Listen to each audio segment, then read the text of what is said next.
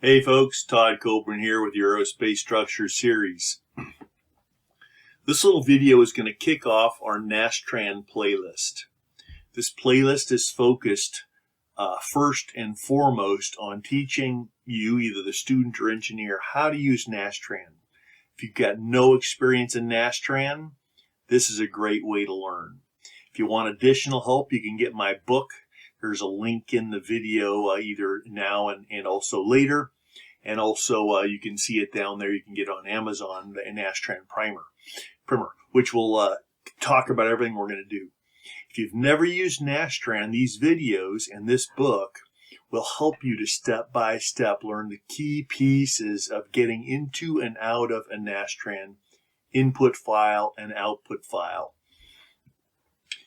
If you already are using NASTRAN, like through a pre and post processor like Patran or FEMAP, then this also will teach you what kind of NASTRAN deck it actually creates. You're going to need to understand NASTRAN to understand how those tools are being used to create finite element models. If you're an experienced NASTRAN user, you may find things in here that help you, especially when we get to CEAR panels and some other specialty ideas. But you can just kind of skip through some of the stuff that you already understand. So stay tuned. We're going to walk through step by step with examples, hand predictions, and everything you need. Stay tuned. So let's first look at the structure of a NASTRAN deck. This particular figure is from one of the first early publications about NASTRAN. So we've got a NASTRAN deck. It's actually it's a program. It's like a program. But what it programs is the model that we're going to use to solve our structures, so you don't have to do it all by hand. Of course, in order to use NASTRAN well, you're going to need to be able to do hand analysis to predict as you get to understand how the different elements work. So first, let's look at the deck. It's called a NASTRAN deck because it used to be these programs were run by feeding cards into the computer. In the old computers, when a computer that probably had less capability than your calculator or your phone would fill an entire room. So you would feed each command in on cards. So it's called a NASTRAN deck, like a deck of cards. Okay? So there's a number of little pieces we can do. We have the executive deck. This is where we're going to tell NASTRAN what and how we're going to actually run. We have what's called the case control deck. This is what talks about what loading you're going to use, what constraints you're going to use, what kind of output you want. And then you're going to have the bulk data deck where you put in all that detailed input about where the points of the model are, what kind of elements you're using, and what nodes they're connecting, your loads and constraints and a bunch of other stuff, okay? And then there's also, you can do a little bit more with that, but for most users, those three pieces of the deck are what you're going to need, okay? So this is what an actual deck looks like. Now, while I said NASTRAN is a program, and that's true, it's a program that operates with a series of commands, but these commands are more intuitive than a lot of other commands in other programming languages, okay? So this is a typical deck. You can see over here to the right. Anytime you see an asterisk, a dollar sign like you see over here on the left, that dollar sign is comment in NASTRAN. So all the stuff, the first 1, 2, 3, 4, 5, 6 lines are all comments identifying who made the deck and what it's for and when it was made, these kind of things, okay? Then we're going to start out with this, and then you're going to have like I said, we're going to have a executive deck, a case control deck, and a bulk data deck.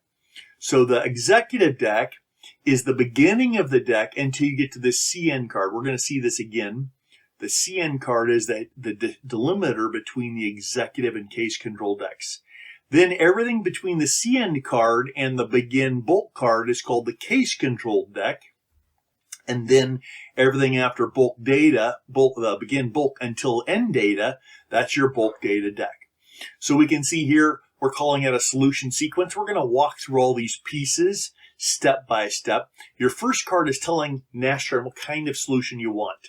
This is telling NASTRAN it wants to run a static solution, which NASTRAN recognizes both a alphanumeric word like static, it also recognizes a number, which for static it's 101. So, and you can use either one for most versions of NASTRAN. Now, some distributors of NASTRAN have lost that connectivity, and you'll have to put in the number, the 101, instead of static. But this is the way NASTRAN was initially set up. You're going to need to tell NASTRAN how much time you want it to run. And we're talking about CPU time. And this actually can get a lot more complicated than we need to understand. A time of 5 is sufficient for anything that we do in this book and in this video series. Later, as you're an advanced user and you're doing much, much larger models, you may need to increase that. But I usually use 5 for a lot of the simple models we're running. And then CN, like I said, ends the case control, the executive deck, and starts the case control deck. Then we have this echo card. We're going to talk about this again. So what happens is, what you're looking at is the input deck for NASTRAN. We call it the BDF, or bulk data file, which is the deck. And also, in this NASTRAN program can be written in alphanumeric form in ASCII, which basically means you can just pull up Notepad or WordPad, the simplest text editor out there, and just type in your commands. Type in all these words in this sequence, and that's your NASTRAN deck. Then when you run NASTRAN, you'll use the NASTRAN command to run the NASTRAN if you're not running from a pre and post processor. And it will pull up the model you specify, and it will read these commands and perform the analysis. So we've got what echo does then, when you can turn echo on sort or non-sort. When you say echo equals sort, what that means is, NASTRAN is going to read your input file, which we call the BDF, and then it's going to run the model, and then it's going to output what's called an F06 file. F06 corresponds with the way that the computers used to name their programming little source files and such. So F06 kind of has some symbology back in the old TSO world and all that. But as far as we're concerned, F06 just means it's the output file. Some versions of NASTRAN will make that an OUT file, out file, but basically F06 is the output file for MSC NASTRAN, most of the basic NASTRANs, okay? So when you see this echo command, what it's going to do is, before it does anything with the output, except for like print out titles and such, it's going to echo or repeat whatever your input file is, but it's actually going to put it in a nice, clean format using the full width of the screen. We'll talk about that more further as well. So echo sort means go and sort alphabetically all the commands when you repeat them. If you say no sort, it will just spit out those commands in the same order that you put them in. So I like to use echo equals sort for pretty much all models, and it really should be done most of the time. What it does, it gives you visibility to what you actually ran. Because if you're running a NASTRAN deck from, say, FEMAP or Patran, and you don't have this echo on, then you really don't know what cards NASTRAN created and used when it ran the model. And it can be a source, a very valuable tool for debugging to see exactly what cards were there and what cards weren't there. So this echo equals sort is a really good tool. Then you got a number of different ways to label your model in addition to the comment cards. Title and label are both two different ways of labeling. The title will put that string of characters at the top of every page of output. The label will show up in certain places as well in your output. And then we have as a subcase. Now you can actually run multiple subcases. We'll talk about that in a separate video. In a single run, you can run all kinds of different load cases with different constraints and different loads and all this. For most of what we're going to do, at least in the early videos, we're going to focus on a single subcase, and which means you don't really need the subcase card for that, but it's good practice to get in the habit of putting in your subcase and then have how you're going to run that model. Now, we already talked about the executive deck. We just talked about the case control deck. We're still in the case control deck. So now in this first subcase, what it does, first of all, you see another title card. It's called the subtitle, which means it's going to put that title at the top of every page when it's doing that subcase. And then it's going to have, you're going to have to call out what are my loads and what are my constraints. There are a bunch of different ways to do that, But for those loads and constraints, which will occur down in the bulk data file, we're going to need to tell NASTRAN that we want to consider them, because you can actually have loads and constraints that are not active or not being used in a particular run. So we can have one subcase that uses one set of constraints and one set of loads, another case that uses a different set. And so you have to tell NASTRAN which ones you're using for this particular subcase. So we have SBC equals 1. This says that all constraint cards, SBC stands for single point constraint. But what this SPC equals 1 in the case control means is that when NASTRAN gets down into the bulk data section, it's going to look for every constraint card, and there are a number of different ones you can use. Any of them that have an ID, a set ID, that's called a set ID, that SPC equals 1. 1 is the set ID. You could actually also call out multiple set IDs. We'll talk about that in a separate video. So it'll say any constraints that have a set ID of 1 will be active for this particular load case. If we look down, we see there's one constraint card, SBC, down there at the second to last line. SBC and the ID is 1. That means this is active. We'll talk about what that card does in a minute. The load card says, okay, what loads do I want to use? So we're going to give that set ID. So this also says that any loads with a set ID of 1 will be considered. Now you can have multiple set IDs in your load cards. We have a force card down here. That is a loading card. It has the first indicator is the ID of the card that says that this is a part, this force card is a part of the one set ID. So that says, okay, this is on. If we had multiple force cards, we could actually give them all the same set ID if we want them all to be considered. And we'll talk about that more in other videos as well. And then what we have here is we have what kind of output requests. All these here, displacement and SPC forces, GP force, stress and force. All these are different requests to NASTRAN for what it wants to print out to the output file. And you can also indicate whether you're going to print it to the output file or whether you're going to print it to like a punch, which means just to read back into NASTRAN or PATRAN, or what.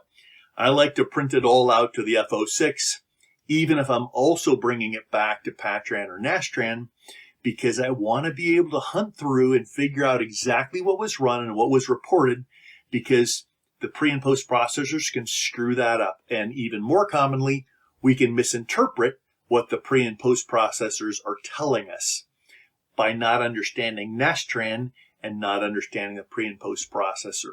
So by printing out not only your input file, but all of your output results that you might want to your F06 file, your output file, this allows you to go in and figure out whether NASTRAN is reporting what you think it's reporting when you're looking at your pretty color plots in FEMAP or PATRAN. Okay, so what we're doing here is we're saying, hey, I want all displacements for all nodes. I want forces on any elements. I want stresses in all elements. I want forces at the grid points, that's GP force. And I want forces at all constraints, that's SPC forces, okay? And we want it for all nodes or all elements. We could have specified, and we'll cover this in another video, we could have specified only certain elements or certain groups of elements. But we said all, which means we want it for everything, okay? If we had not called out displacement equals all, then we would have got no displacement results coming out of our run. So even though we do all this work, we get nothing back. In fact, if none of these cards were here, we might have a successful NASTRAN run, but we'd have no information. It's a waste of our time and the computer's time, okay? Then we cross over, or when we cross over the big N bulk card, we now are in the NASTRAN bulk data section. And now we're going to have all the details of our model. So we're going to see where all the nodes are, all the points that we're going to use. These are called grid points in NASTRAN. We use the grid card.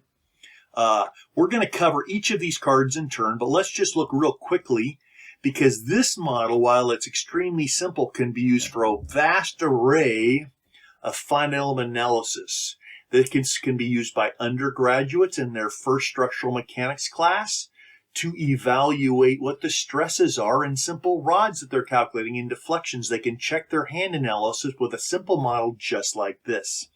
When you have those overly constrained problems in structures, you can do your hand analysis. You can run a quick NASTRAN model, and you can check to see if your hand analysis is correct. So this is going to be used, the grid points tell where all the points are. Here we're going to see we've got the command, which says the grid. This says grid, the first thing after the comma. So there's two different ways to input NASTRAN data in the input file. One is called free format and one is called fixed format. What fixed format does is it assigns for every line, remember this is ASCII, which just means it's character data in a text file. It's going to set 8 spaces of data for the first input of a card, the next 8 for the next input, and so on. That's called free format. Now this here is showing commas between the data. So this is called free format. When we have a set number of characters, it's called fixed format. If we had used fixed, we would have had grid in the first 8 spots. In the second 8 spots, we'd have that 1. The third 8 spots would be blank. The next 8 spots would have a 0 point, and so on. That's called fixed format because we're fixing the number of columns of data for every line of input. Free format, we just put in the first command for the first spot, and then we separate it with a comma, and then it defines the next one. Now, we still can't be over 8 characters because we put grid, comma, that ends the first field of input. We have a 1. There's a space in this particular input. It's not needed. It's ignored. We have a 1 which says it's element grid point ID 1, and your grid points all have to have unique or unique IDs, which means no other grid point commands can have the same ID as this card. They can be at the same spot, but they can't have the same ID. Now, you could have a element card with the same ID as a grid card, but you can't have 2 element IDs with the same ID, 2 element cards with the same ID. So we got our first field of input is the card name, grid. The second field is the ID of the card. Now, before we talked about the set ID, which SPC and load called a set ID, so you can have multiple constraints with the same ID because that's the set ID. You can have multiple loads with the same ID because that's the set ID. But for grid points and for elements, they have to have unique element and grid point IDs. So the grid point ID has to be unique. No other grid point can have the same ID. No 2 elements can have the same ID. Got that? Okay. So grid is our first entry, comma ends the field. We have a 1 in the next field, and it could be anything up to 8 characters wide. And then that defines the field value, which is 1. Comma opens the next field. There's another comma with no data put in. That means that next field is blank. And whenever a field is blank, NASTRAN takes the default. In this case, we'll talk about what that field is for later. That allows us to use a different coordinate system than the global coordinate system to define where this grid point is at. It's blank, which means it's using the global coordinate system, which is a rectangular coordinate system like an XYZ kind of coordinate system. Or you could think of it as a 1, 2, 3 coordinate system. It'll be a little more accurate because of the way we're going to define our constraints. And then we're going to put where the location of this point is. And this is just in 3 space, and they have to be real numbers. So we're going to have a 0. When NASTRAN sees a decimal point, that tells it it's a real number. If you had not had a decimal point, it sees this an integer, and that would cause a fatal error. So your first input, the x coordinate or the 1 coordinate, is at 0 at the origin. Then the comma, the next coordinate is also at the origin. The third one is at the origin. This places our first grid point at the origin of the global coordinate system. And there's additional things that we can put on the grid card. We'll talk about that later when we get to the grid point card. Okay? You'll notice the second grid point card is identical, except it has a unique ID of 2. It could be 1,000. It could be 5. It could be anything but 1. Could be anything but a grid point ID that's already been used. It's most natural and logical and easy to remember if we just use sequential numbering, and this is 2. There's ways we can do smart numbering as well for certain kinds of models. We'll talk about that in another video. So you see the second grid point as at an x coordinate or a 1 coordinate of 10 and 0, 0. So this is just a 10 inches long rod lying on the global x-axis with one end at 0 and one end at 10. We then are going to find our first element card, and we're going to use a CROD card. So grids, to place nodes or points in our model, we're using the grid command. To make elements, there are a number of different element names we can use. And all of the elements, so elements are basically connectivity cards. They're connecting grid points and placing a stiffness in there. So because of this connectivity nature of the element cards, any element card is going to have a C at the start of it. So CROD means it's a connectivity card, and it's the rod is the specific card. So CROD is a connectivity card that has rod-like properties, which basically says area and torsional constant. So a CROD in NASTRAN can only take axial load and twist. Any other loads, it can't restrain it, okay? So our CROD is got ID 1. Now you'll notice the same ID as the grid point card because it's an element card has to have a unique ID, but that unique ID does not have to be unique relative to the grid points. The grid points and the CRODs can share the same number. It means something different. So grid points all have to have unique IDs, and element cards all have to have unique IDs, but the element card can have a same ID as a grid card, and that won't confuse NASTRAN. So this is 1. Now what the next field is in the CROD, we'll see this again in a bit, it's looking for a property card, and then it's going to look for a material card. But it'll get the material card information from the property card. So the CROD card says, all right, our ID is 1.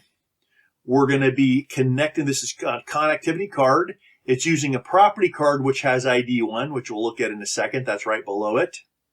And it's going to connect grid points 1 and 2. So it's going from node 1, grid point 1, to grid point 2. That's that first CROD card. We're going to look through all this again.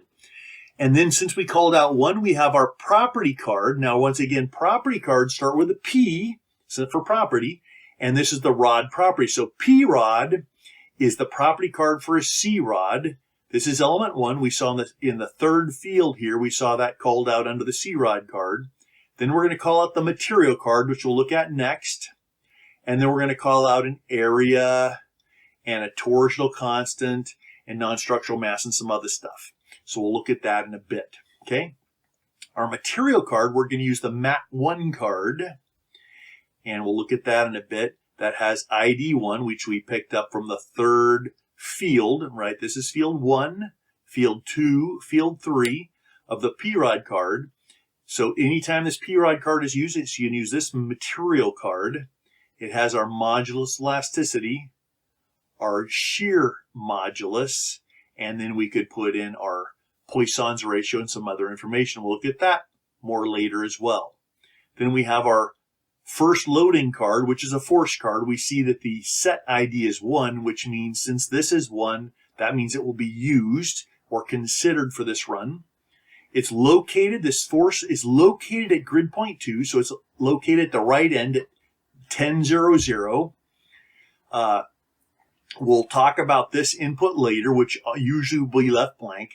This allows, and so the way the force is called, remember, forces have magnitude and direction, and NASTRAN allows you to put it in as a magnitude and direction. You can actually just put in a vector, 10,000, 0, 0, or you can put in magnitude and direction, which is what I did here. This one has a magnitude of 10,000. This has to be a real number. Notice that there are IDs for both the card and any grid points it's calling out have to be integers, which means no decimal place. But the magnitude better be a real number, which means there has to be a decimal place. And then the unit vector 1, 0, 0, which basically says This force is located at node 2. It's got a magnitude of 10,000, and its orientation is in the positive x direction, the positive 1 direction, because it's lying on the 1 axis, pointing in the positive 1 direction, 1, 0, 0. If you want to think of that as the x-axis, you can.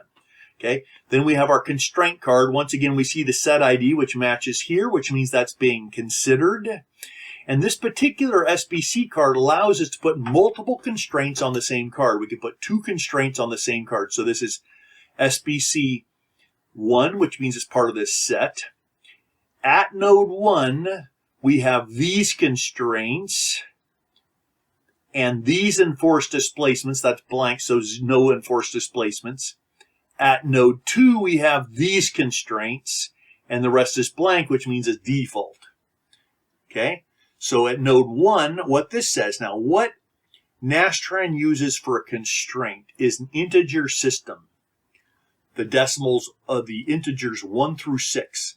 So if you put a constraint, so let's look at the first node. You'll notice there's 6 constraints here. That's not one big number. This is 6 different numbers. 1, that means the positive x. So remember, think x, y, z. Positive x is 1, positive y is 2, positive z is 3. And then you have rotations.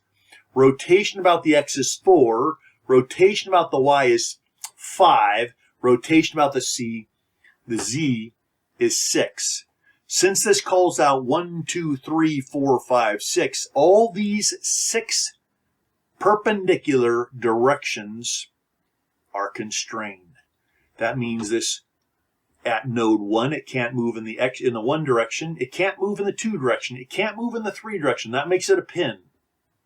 But it can't rotate about the x direction. It can't rotate about the y direction. It can't rotate about the z direction. That means, since we have no translations allowed or rotations, that point is fixed. Got it? Now at node 2, you'll notice we're 2, 3, 5, and 6. This means it's allowed to move in the 1 direction, since we don't see a 1 there. And it's allowed to rotate about the 4 direction, since we don't see a 4 there.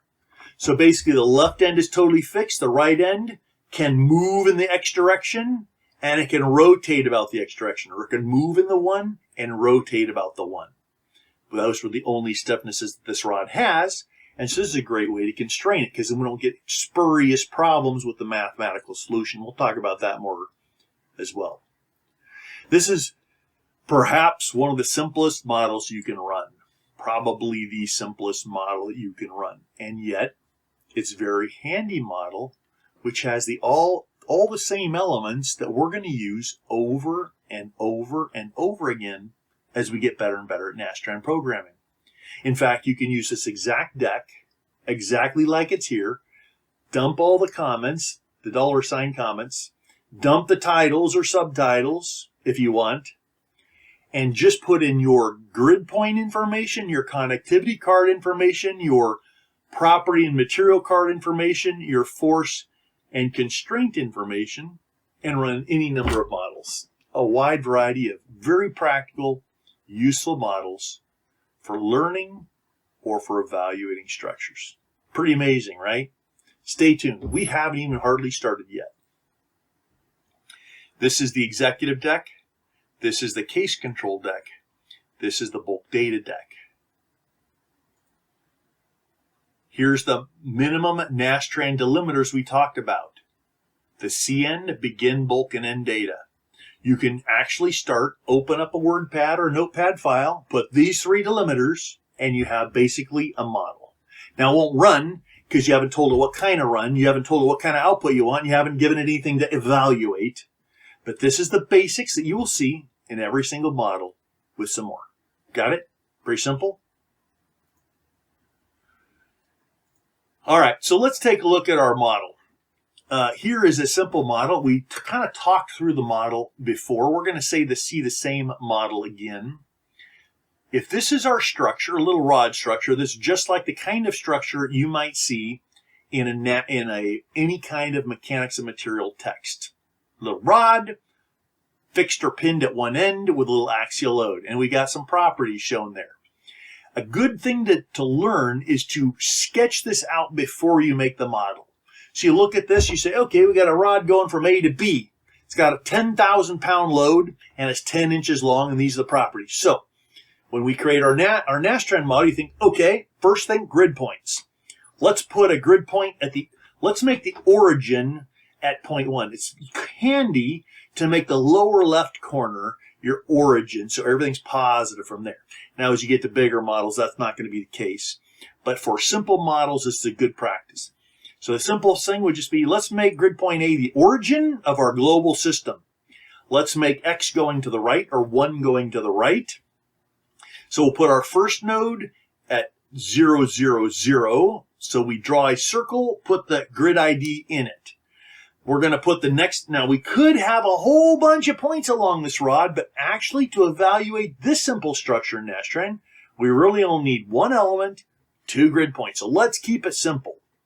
The best modeling is extremely simple. We call this coarse modeling, C-O-A-R-S-E, coarse, which means the fewest elements that you need to represent the structure. So we put a grid point at node 1, a grid point at the other end at B, which we'll call node 2. Between it, we'll put a connectivity element. We'll use the CROD, since all we're doing is axial loading. That's all we need. We'll call that element 1. And we're going to use, you'll notice I use a box with a little pointer on it. That little pointer says that I called out grid point 1 first and then grid point 2. This is important because when you're extracting loads, you're going to get loads and deflections at each end, and you want to understand which was your first pick of the node, which is your second. We could have called out, when we did our CROD, we could have said our CROD from node 2 to node 1, which would have been going the other direction. We called out 1 to 2, which is good practice, increasing number, that's going in the direction shown. So I'm showing that here. I'm showing what the x-axis is. We have a 10,000 pound force, so we're going to need to apply that at the second node here. And then we put our constraints, and we can draw that with little pin symbols. But you'll notice the constraint below says it's more than a pin. So we draw these little triangles that indicate we have constraints. And at the left end, we're constraining all 6 degrees of freedom. At the right end, we're leaving it free to move in the one direction and to rotate about the one direction. Now, this is not going to rotate. We don't have any loads to rotate, but it can have a stiffness, a torsional constant, and so we'll go ahead and allow it to do that.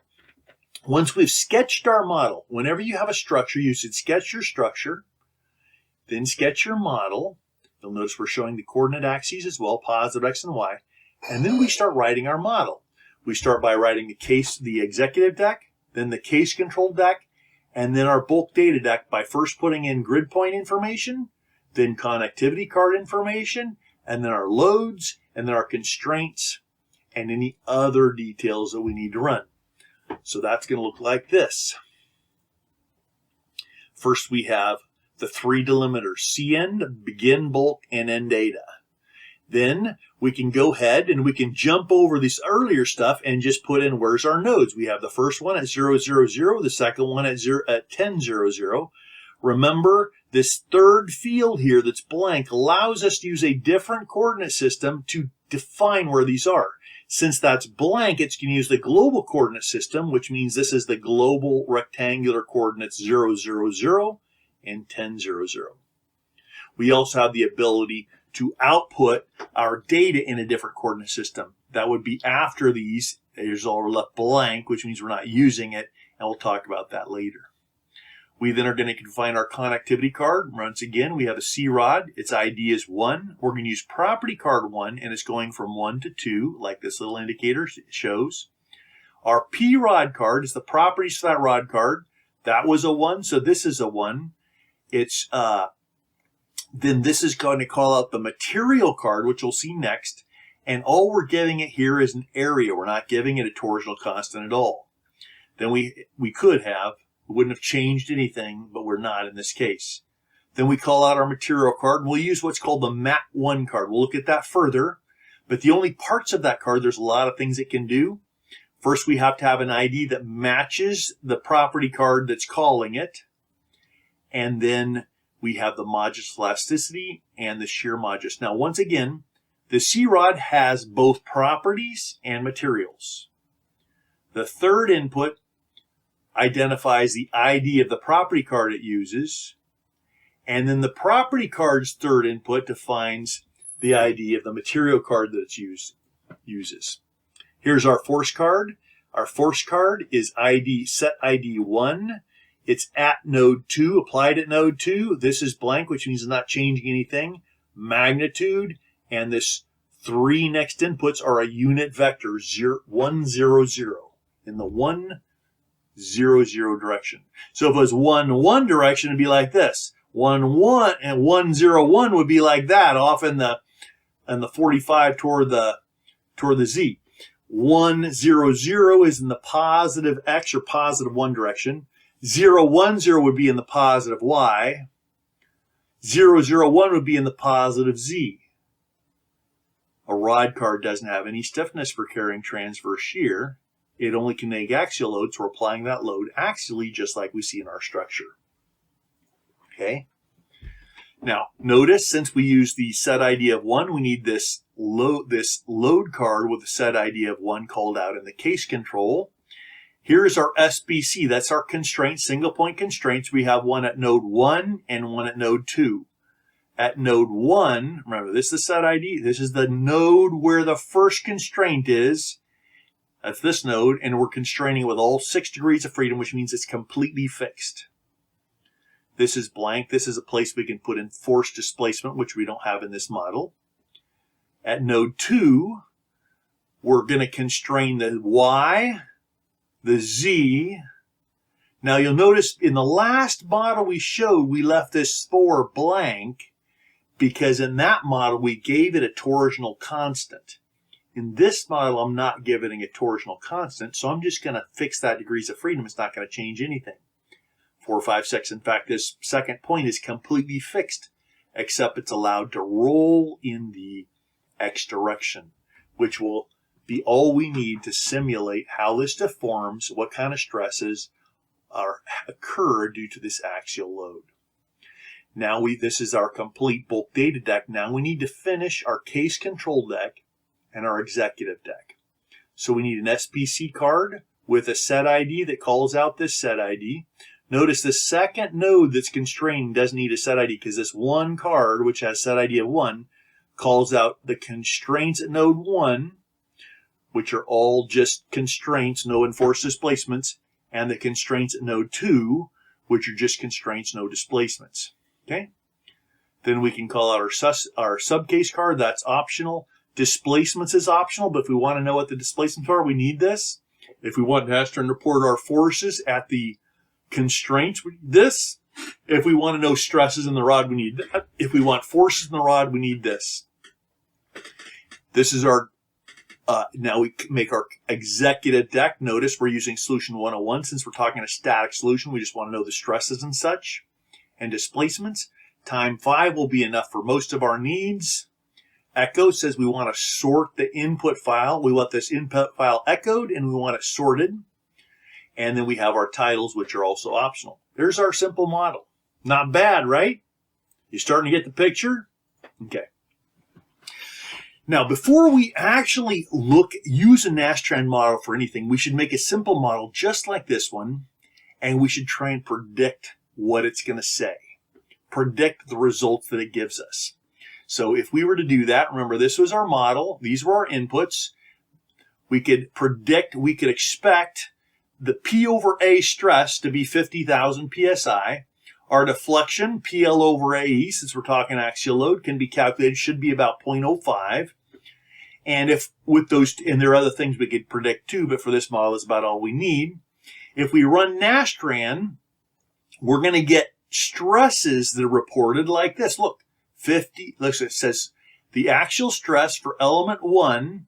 Now notice here, when you look at, we'll look at more at different kinds of output, but now NASTRAN's going to give us title pages, going to echo things, and eventually it's going to print out what we want. So when we find in the printout stresses in rod elements, the CRODs, we only have one CROD card, and so this is going to give us the results for that one card, element ID 1. This is our stress, 5.0 times 10 to the 4th, which is another way of writing 50,000. Now notice there's no units in NASTRAN. NASTRAN does not take units. It has to be given consistent units. So we used inches to define where the grid points were. We used pounds to define what the force was. And we used inches to define the area. The inches squared defined the area. So since those units are consistent, it's going to print out units that are consistent with, and we used a modulus of PSI. So this means now we're going to spit out units consistent with pounds, inches, and this gives us 0.05 inch deflection. And we used pounds and inches, and that gave us a 50,000 PSI stress, which perfectly matches our prediction. Notice the margin of safety is not shown because we didn't give any allowables information to NASTRAN. The torsional stress is shown as 0 because we didn't apply any torsion to the thing. And actually it allows, you'll notice over here, so these first 1, 2, all these, this is for element 1. This is the axial stress in element 1. This is the margin of safety for axial stress. This is the torsional stress, which is 0 since we didn't load in torsion, and the margin of safety for torsion, which we would need an allowable to calculate. That's all of the output, the stress output that NASTRAN gives for the CROD card. Now, if we had more than one CROD, you'd see your second element ID right here, your second stress margin of safety, your second torsional stress, and its margin of safety. And then it would go to the next line and print out all the same for element 2 and 3, 4 and 5, and so on. Okay? That's how it works. Okay. So here's our displacement. Then if you look through the NASTRAN output, you'll find the displacements. You'll notice at point 1, it's got no displacements. The translation in the 1 direction, remember 1 corresponds with x is 0, and the 2 direction corresponds with y is 0, 3 direction 0. The rotation about the 1 is 0 to 0. In fact, it has to be at node 1 because we constrained it completely. It's not allowed to move. And at node 2, we only allowed it to move in the 1 direction, that x direction, and that's the only place we got a translation. It looks like it's 0.05. 5.0 times 10 to the minus 2 is another way of saying 0.05. Notice that our prediction perfectly matched our displacement. Not only does this give us the answer, but it tells us we understand how this card works. And for this simple model, we're predicting correctly, which means if we use this element in the same way in a big, huge model with thousands of elements, we can expect it to perform correctly because we understand how it works. This is the value of predictions in NASTRAN. Before you run a NASTRAN model, you should come up with how are we using the elements. Come up with a really simple model that just checks that element in a very easy to calculate, the easiest way we can possibly calculate for that particular element. Check to make sure it's reporting data the way you think it is, and then you can have a lot more confidence that it's going to behave the way you expect in your big model. Okay? Now, this is not everything NASTRAN reports. This is only pieces that correspond with these predictions. And we'll look beyond that as we move forward. Okay, so we did kind of a tedious overview of the NASTRAN model. Then we went and we looked at an actual structure, something like we might see in a structural mechanics course, and we ran that in NASTRAN, we created our model, and we predicted what it would do, and it matched. Wow, we're well on our way. Now let's go and look at how these cards are defined. Each of the cards that we're going to investigate, we're going to look at pieces of their capability, and the pieces that we're going to look at are the most common pieces that you might need. But they have a lot more capability than we're going to need for every model. And so as we go forward, we'll start unfolding more and more of the capability of these elements. Remember, this was our little model that we ran. We're looking at the grid point card. This is where we had our grid point data. And this is the way the NASTRAN card is defined. You'll notice we have 10, these are called fields of input. This is called a single card or a single entry. We could call it a command or a statement. It's a NASTRAN statement, it's a NASTRAN command, and you could also say it's a NASTRAN card. Okay? The first field of entry is the name, which is grid. The second field is the ID of that grid point. The next field is the constraints, the coordinate system that this grid point is defined in. Now notice when we use this, we left that blank. Usually we're going to leave that blank. Usually we're going to define all of our grid points in the global coordinate system. Now that's not always true. We'll talk about that later, about some cool cases where it makes a lot more sense to use a different coordinate system, which you then would have to define. But most of the models you're going to do, you're probably going to use a global coordinate system, which means it's blank.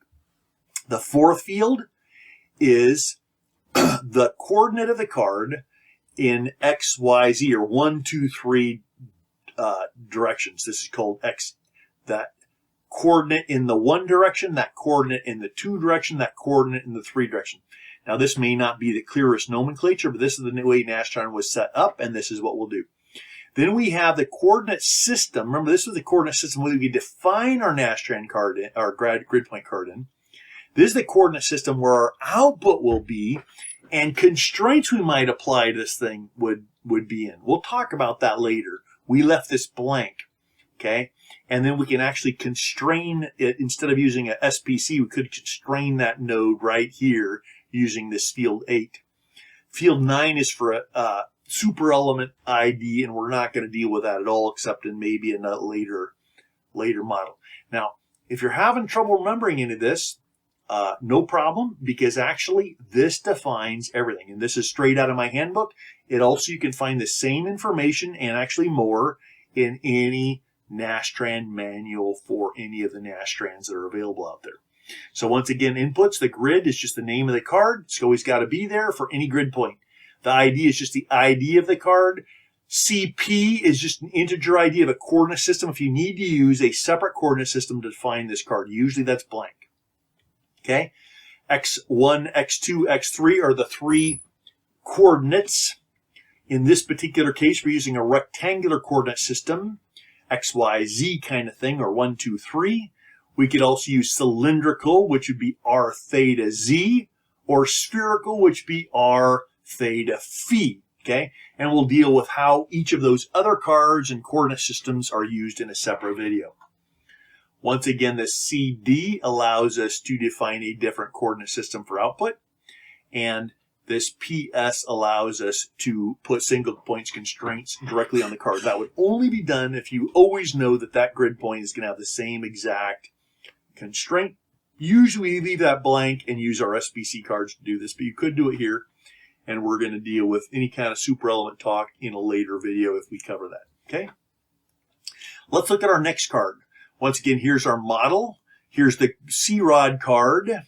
This is the basic input for the card. Notice it's got a name, and let's go ahead and get the rest of this out here. We've got a name. We've got an element ID. We then have to call out the ID of the property card we're going to use. Remember the PROD card? We're going to say this, what are the grid points it attaches? It attaches grid point 1 and grid point 2. Now, we could have said 1, 2, which means it's a rod going from 1 to 2. We could say 2, 1, which means it's a rod going from 2 to 1. If we have other IDs, we could say it's going from 5,000, grid point ID 5,000 to grid point 22 or whatever, okay? You'll notice all the rest of these fields are blank.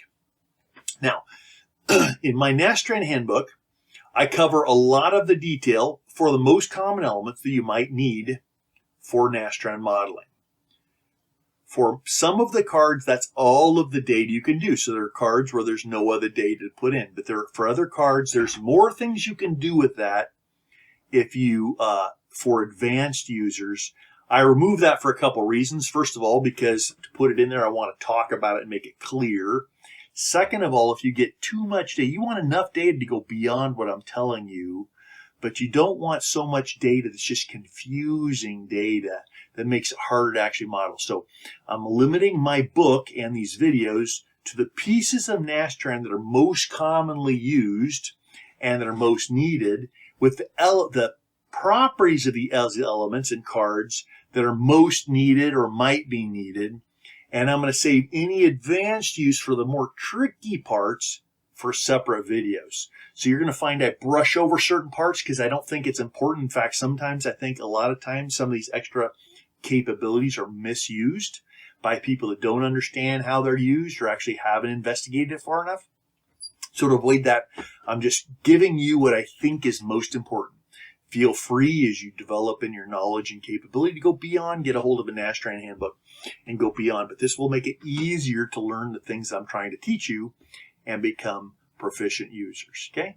So this is our CROD card. This is how it looks. It's going from 1 to 2. And the output for this, you'll notice, we've got axial load capability and torsion capability. And the way NASTRAN is going to report it, this is also showing the positive. So if NASTRAN is going to report the data, and a positive number means pulling on both ends and twisting about the x-axis and from the other node in the other direction. So it's positive twist, equal and opposite pairs. This is the positive force definition for the CROD. Now, next we need the PROD card. This is how we had it in our model. Actually, this was the first model, not the later model we ran. PROD card, this is the property card ID.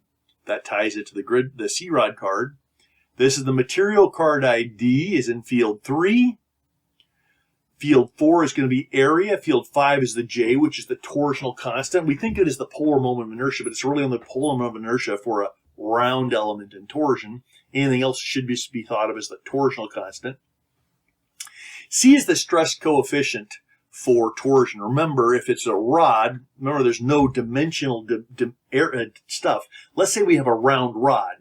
In that case, your J, your torsional constant, would be your polar moment of inertia, and your C, your torsional constant, would be your radius. So you just put in a real number, which is the radius of the rod. So if it's a 1-inch rod, 1-inch diameter rod, you put in 0.5 as your C.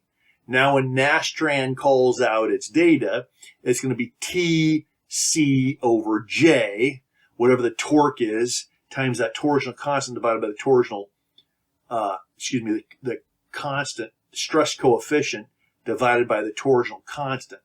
Okay, so that's how it's going to do that. So you can put that in if you want to get stresses out. Now, if you leave this blank, no problem. It'll still calculate the stiffness correct and the loads correct, but it will now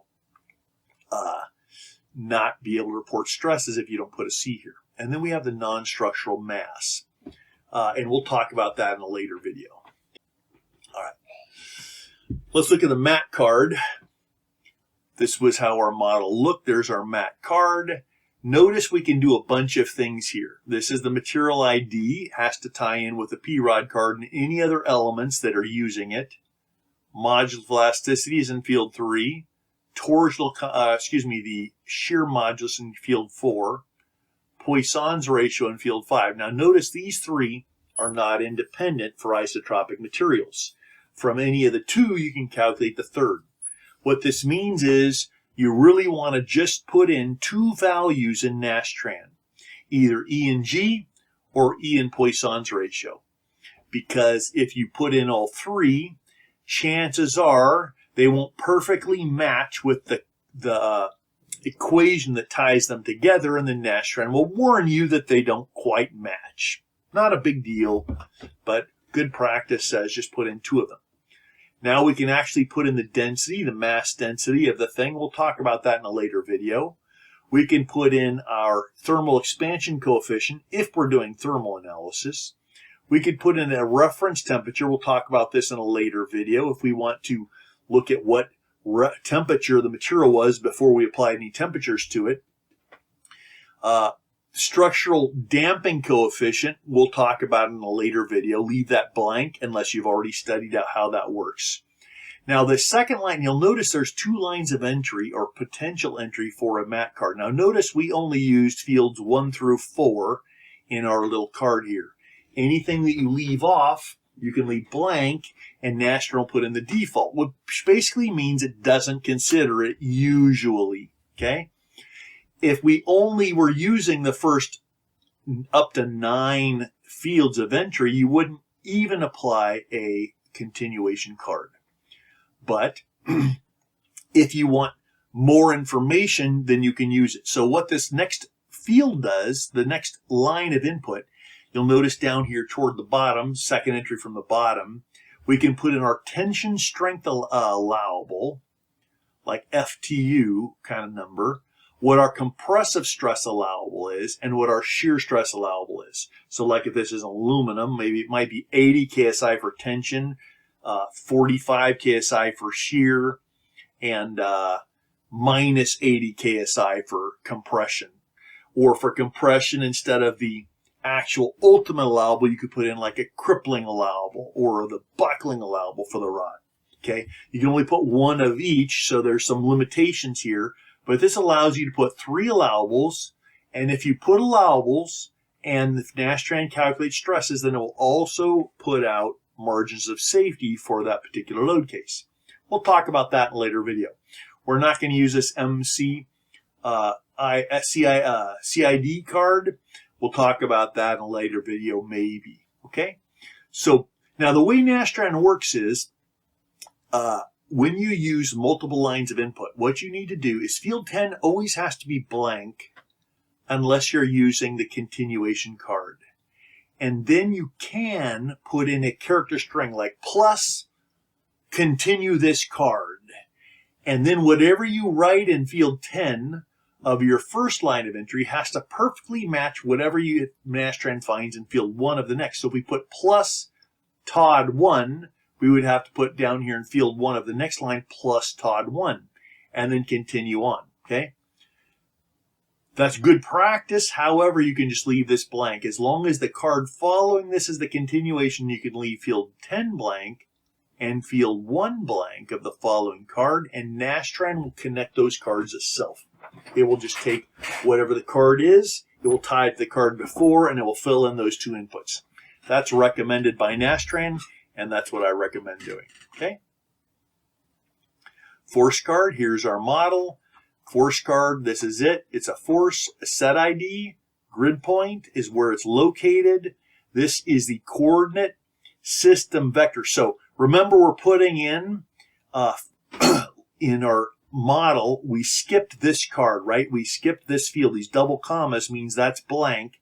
We didn't put a coordinate system ID. What that means is this vector, N1, N2, N3, right, in field 6, 7, and 8, that vector, just like the coordinates of the points, this is a unit vector.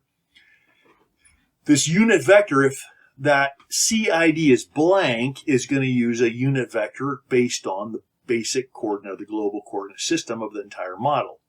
If we wanted to use a different coordinate system, like a cylindrical or spherical coordinate system, we could have, or even a different rectangular coordinate system, we could have put the coordinate system ID in field 4, and then it would define this vector in that other coordinate system. We'll talk about that in another video. For our purposes, until we learn more about it, just always leave field 4 blank and put this unit vector in the global coordinate system. Here's our constraint card. Remember, that's called a single point constraint. That's how the card looks, and this is it. That's the card name. That's the set ID. This is the first grid point it's applied at. The constraints, remember, 1, 2, 3, 4, 5, 6, any of those options can be there. This is the displacement. If we want to enforce a displacement like a ½ inch at that grid, at a grid point, that's where we can put it. If we don't, we leave that blank, or you can put in 0 point in real. Then 6 through the rest of the card will be blank unless you want to define a second grid point on the same line of entry, and then you can put the second grid point number, the constraints that it has, like 1, 2, 3, 4, 5, 6, and any displacements. Now, you can only put 2 grid points on this single card. There's another form of this card, the SPC1, which allows you to put any number of cards in there, and it's in a different format. For now, this is what we're using. Once again, let's look at a few other cards. We'll look at these quicker because these are pretty straightforward. This is our load. Remember that N is a set ID that has to match the loads that we have. That is our begin bulk. That defines the command that differentiates from your case control, ends the case control, and starts the bulk data part. The label and subcase cards, this is how these look in NASTRAN. They're pretty straightforward. You just give the command name and then give what the title is as a character string. Okay? Subcase, another optional card that's not needed if you're running a single load case, but for multiple load cases required. We'll call it Subcase 1. That's how it looks. Let's look further at our output. Remember, we had a model kind of like this. I only showed you little pieces of the output before. If you run it, this is how it looks. Now, this is actually run in the student version of NASTRAN. I got permission from NASTRAN to put this in my book and such, using their student version. There's a bunch of reasons for using that, but one of them is to show you just the simplicity and the strength of this program in a most foundational aspect. So mostly when you open your F06 file, it's going to be another ASCII file, which means it's just a text file. And the first thing you're going to see is a bunch of pages of information, like this is the NASTRAN program, this is which version, this is when it was updated, this is the limitations on the use, and then eventually it's going to give you your echoed deck. Remember, we called out echo equals sort. That means it's going to repeat your case control and your bulk data sections. It's going to sort those cards alphabetically, and it's going to report them. Remember, we put them in a free format, but it's reporting them in fixed format. So notice there's going to be 8 characters for your first command, 8 characters for your second input, and so on across the field. So this is CROD, this is the ID, this is the property card ID, and these are the 2 nodes that it's connecting, and so on. Okay? And then we're going to get more data. This is our O-load resultant. The O-load resultant basically it sums up all loads on the model and reports what the summation is in global coordinates. We only applied a single force card to our model, and so when you sum them all together, we just get that 10,000 pounds. But this is a good check if we have a big old model, a whole bunch of things go. Let's say we have a model we put on a balanced load case, then this should all sum up to 0, right? Except that since it's not, if the CG of the system, of the load system is not the origin, you may end up with moments and such. But this is a good way that can be checked, and we'll talk more about that in future videos. We called out SPC forces, single point constraint forces, so now for every single constraint,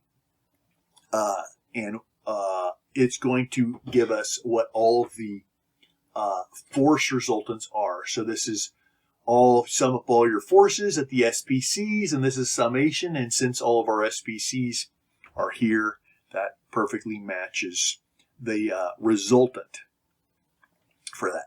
Then it prints out our displacement vector. We already saw that before. It prints out our, these are forces at single point constraints. So now we have a constraint at node 1. This is giving it the forces at node 1. There's not a constraint in node 2. Now there is a constraint at node 2. Remember, because we left it free in the 1, but we fixed all the rest of them. But there's no constraint in the 1 where it's trying to move, therefore there's no forces in that direction, therefore it's not listed. If there had been a constraint in the 1 at node 2, we would have seen that here too. Force in the rod element. Now the problem with the rod element is very powerful and very useful, but rod elements in NASTRAN can only have a single load. They have the same load at both ends. Now we'll talk about when we get to shear panels how to change that, but basically NASTRAN reports a 1 force, 10,000 pounds. Going from end to end. Now, this particular case, that's what we have, right? We load it with 10,000 pounds, and it still has to have 10,000 pounds at the other side. However, if we have something like a shear panel that's changing a load along the rod, we're going to have to do something else in order to understand what's happening there. So that's our 10,000 pounds. That matches. This is our stress. We looked at the stress already, and that matches. This was our model. Remember, when we sketch our models, you're going to start out by sketching the nodes, sketching the elements, sketching the constraints, and putting what those are, and the forces and our coordinate system. You want to be able to do this for your model, and you also want to be able to do this with the loads that you get off of it. I call this an exploded free body diagram. So we learned about free body diagrams and statics, and then we should have continued to cover those as we went through our structural mechanics courses, okay? But when you're evaluating NASTRAN models, you need to be able to quickly and effectively sketch out a free body diagram of the model. Now, if you're using like a FEMAP or PATRAN, those tools can do this for you. It takes some clicks, and for a simple model like this, it's not very hard. For a bigger model, it can be a little more complicated, and that's a good skill to get on top of. But at the same time, you need to learn, if you want to be a finite element analyst, how to take any piece of a model and how to draw a free body diagram for that model by removing whatever you're going to move and replacing those with the forces it evaluates. We should be able to also take our NASTRAN model and the results, and for any element or set of elements, sketch all of the forces, external and internal forces on that, verifying that they're balanced so that we verify that we understand. Now, NASTRAN will correctly evaluate a model that's properly input. But in order to make sure we understand what's happening and how to interpret those results, we need to be able to sketch these exploded free body. I call them exploded because what we're going to do, we're going to take this model sketch, we're going to blow it apart. If you think back to taking your chemistry class, if you ever dissected a frog or a squirrel or a rat or something, you open that puppy up and you took out all the parts and we laid them out all on the table so you could understand all the inner workings of it. Now, in that case, we want to kind of see what all was inside. We weren't worried about the interaction so much. But here we need to be able to pull it apart, all the elements and grid points apart, so then we can draw from the output what are the forces on each node, what are the forces on each element. This is a critical skill. I cannot stress it enough. Let's take a look at how it's done. We first draw our grid points. In this case, we have 2 grid points. We draw them here. We leave lots of room before the other one, which we draw over here. Then we draw our elements. We only have a single element, so we draw it. But we draw it like it's shrunk and pulled away from nodes. So the nodes are here, and we're going to shrink that rod down and show it between so we have room to draw our forces, okay? So imagine we have our grid point 1. We sketch our grid point 2 and roughly where they are. We sketch a little shrunk version of the rod and we label it. And now we're ready to start putting our output on it. At node 1, we can get our SPC forces for node 1 and report what those are. If there are any at node 2, we can put those on node 2. We then take our rod output. Remember that had an axial force. We put that, it's equal and opposite on both ends, whatever that rod number was. And then we have equal action-reaction pairs. Since these are attached, if your rod is being pulled on, if it's got tension, that means it's pulling away. And then we need to flip that vector because if it's pulling away on the rod, that means that rod is pulling away from the node. So we flip this vector over for this one, flip this vector over for this one. Now you can see the rod is in perfect equilibrium, right? It's got whatever the force is here, reacted by the force here. At node 2, we have the SPC, which has to perfectly balance what's here. At node 2, we have the applied force perfectly balanced by the rod force. We now can see everything. So this is how that works. We start with our SPC forces, right? 10,000 pounds. Since this is at SPC at grid point 1, we see 10,000 pounds. Everything else is 0.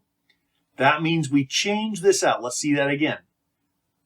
We sketch this out, and then we look in our FO6 file, we find SPC force resultants at grid point 1. That matches here. Okay. Forget totals. Notice in the X direction it's 0, in the Y direction it's 0, and so on. Everything's 0. Okay? So actually, all we have is this 10,000 pound force in the negative global 1 direction. So 10,000 pounds in the negative global 1 direction. Now, we could have sketched this vector going this way, and then we see this negative, we flip it. Okay? I already jumped to the case there. Okay? So now we also have an applied force. Remember, we applied our force here. At this grid point, we applied 10,000 pounds in the positive X. So we're going to change that out. Okay. Now we look at our rod forces. That's 10,000 pounds, right? 10,000 pounds. So we're going to change these two. This is drawn in the pot. Remember, if you think back to our CROD card, and it's to find positives pulling tension. So those are positive. So we change that out to 10,000, this out to 10,000. Okay? Then we flip those. This gets flipped and this gets flipped, equal and opposite action-reaction pairs. And now you see this node's in equilibrium, the rod is in equilibrium, and this grid point is in equilibrium. Cool, huh? You can actually do this for each and every element. Now, we're normally not going to do it for each and every element. For small models, we should. We need to practice that skill for each and every element. When we get to larger models, as we practice and practice this, we can now pull off a little piece, put all of our exploded free body diagram together, and then evaluate how NASTRAN is calculating it, because NASTRAN, even if you put in material data and everything and it's reporting margins of safety, usually will not pick up all the margins of safety. You're usually going to have to do hand analysis on that for most NASTRAN models. Do this correct. Now, I know people out there will disagree with me, and usually that's because of either ignorance or they're making very, very fancy and creative models. So either they're really advanced users or they really don't know what they're doing. Okay? NASTRAN only calculates some things. If you go through my book, you go through these videos, you'll start to get a feeling for the limitations of NASTRAN. It is an amazing program, but you as the engineering analyst need to make sure that you force it to give you the information you need, and you augment the information it's able to give you as needed to calculate evaluating your structure. In order to do that, you're usually going to have to do some hand analysis on top of the NASTRAN modeling for most models. Almost all models. Actually, the most complicated models, which if you don't do hand analysis first to validate them, you probably are getting wrong answers. So you have to be able to validate whether you have a super fancy model that's theoretically going to give you answers directly. You're going to have to look at those answers and compare them before you have any chance of getting correct numbers. Otherwise, you just have a complicated model that you don't understand the output. You have no way of checking whether it's right or wrong if you've not worked through that process. So start learning this skill now so later you can actually be an advanced user. Any model needs to be documented. There's a lot of different ways to do this. You can actually pull up, there's a little FEM, Finite Element Model documentation template, and a FEMAP, which can also be used for Patran, documentation template. If you go to toddcoburn.com, navigate to my CP Cal Poly Pomona pages, navigate to my publications page. There's links to my books and places you can buy them if you want. And there's also some free tools. One of them is this documentation template, which actually has a structure for a pretty good model. Now, this is actually a really good template for a really small model. If you have a bigger and bigger model, you're going to have to take some liberties so that you don't have 4 or 5 billion pages of output. But the same format or similar format can be used for a wide variety of much larger models and be used successfully. In the future, I may put up some better and larger templates for big models and such, but this is good. This says the template's available on Blackboard or Canvas for my students, but actually it's available on my website. So any of you watching this video can go pull that up for free. Okay. So that is our first little NASTRAN video.